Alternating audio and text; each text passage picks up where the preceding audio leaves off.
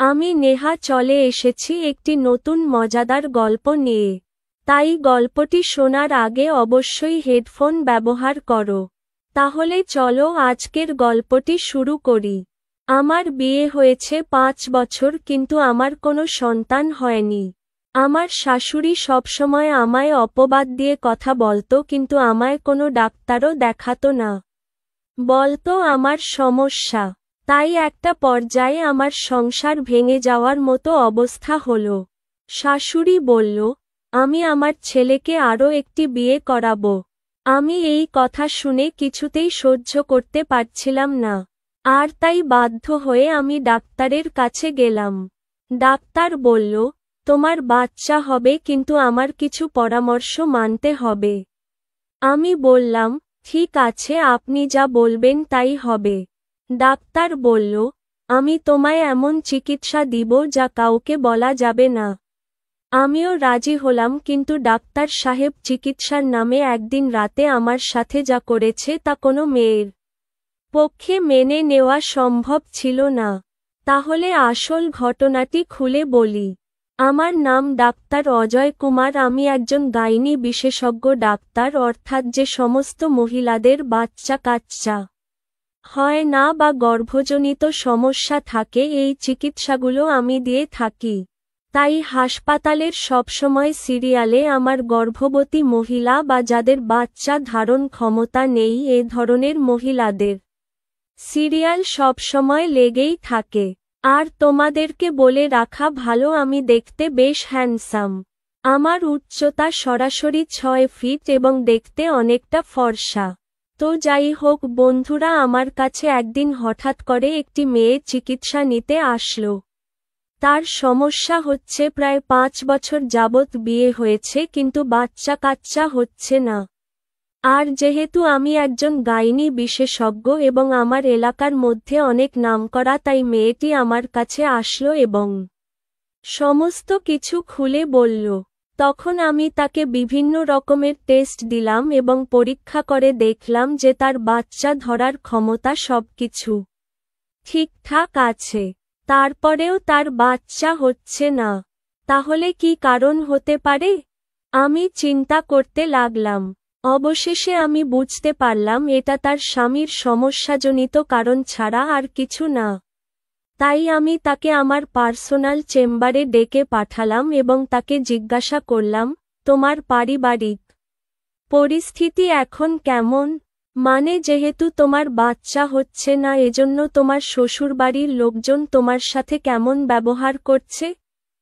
তখন সেই মেয়েটি অনেক কান্নাকাটি করল আমার কাছে এবং সমস্ত কিছু খুলে বলল যে শ্বশুরবাড়ির শ্বশুর শাশুড়ি থেকে শুরু করে বাড়ির সমস্ত লোক এমনকি এখন নিজের স্বামীও তার সাথে ভালো ব্যবহার করে না এবং ভালো চোখে দেখতে পায় না কারণ তার বাচ্চা হচ্ছে না।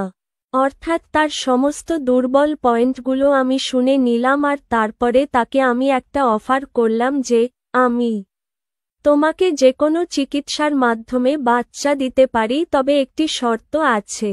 সেটা হচ্ছে আমি তোমাকে যে সমস্ত চিকিৎসার কথা বলবো সবগুলো মেনে নিতে হবে। কোন রকম অবহেলা বা আপত্তি করা যাবে না। তাহলেই তোমার বাচ্চা হবে।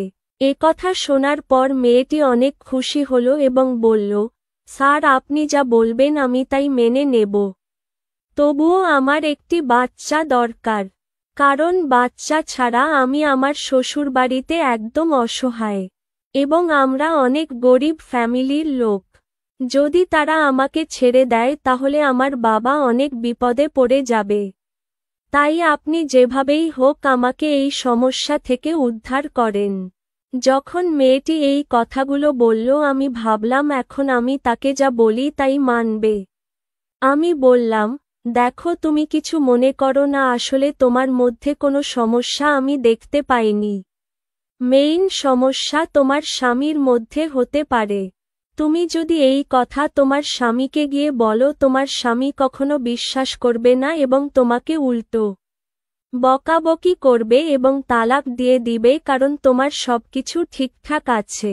এই কথাটি শোনার পর মেয়েটি প্রথমে একটু ধুম ধরে চিন্তা করল, তারপর বলল, আচ্ছা স্যার, ঠিক আছে, আপনি যে চিকিৎসা দিবেন সেই চিকিৎসা আমি মেনে নেব, কিন্তু আমার বাচ্চা অবশ্যই চাই।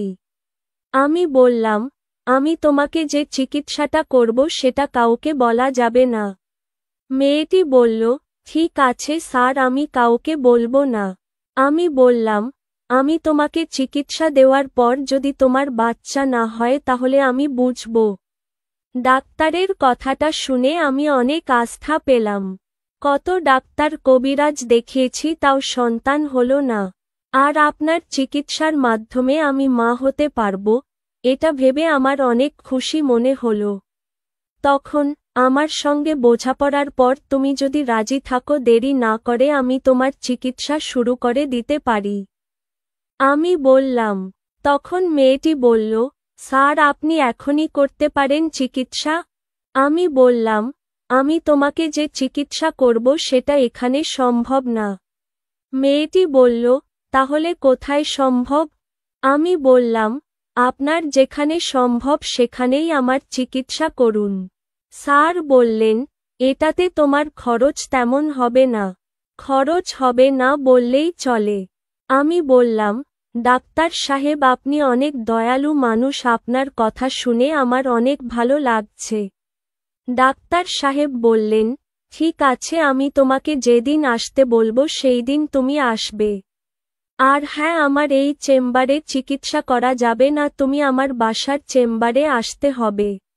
আমি ডাক্তারের কথা শুনে বললাম, ঠিক আছে স্যার, আপনি যেখানে বলবেন আমি সেই জায়গায় গিয়ে চিকিৎসা নিব।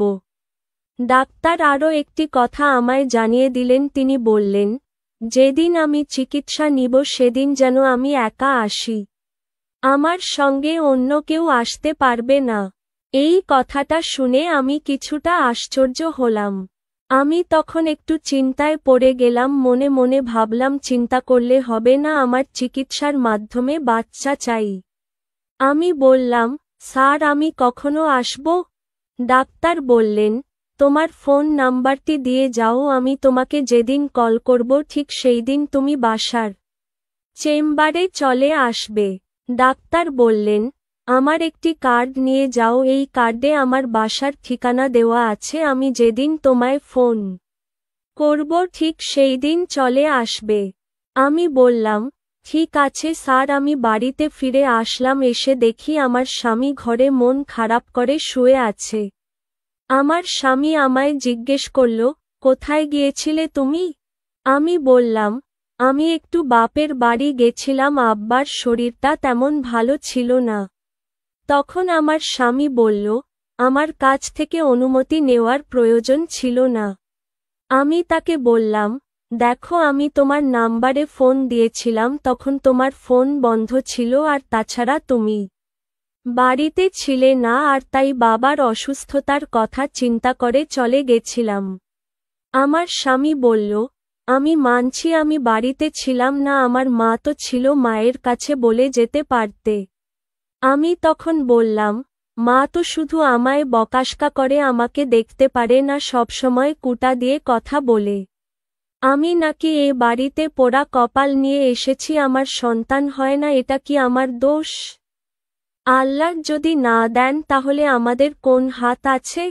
আপনার মায়ের কথা আমার আর সহনীয় হয় না, আমি কত অপমান সহ্য করে তোমার বাড়িতে আছি, আমি এতে কিছু মনে করি না। আমি আম্মার কথায় কিছু মনে করি না, আমি ভাবি যে এরকম সবার বেলায় হতে পারে।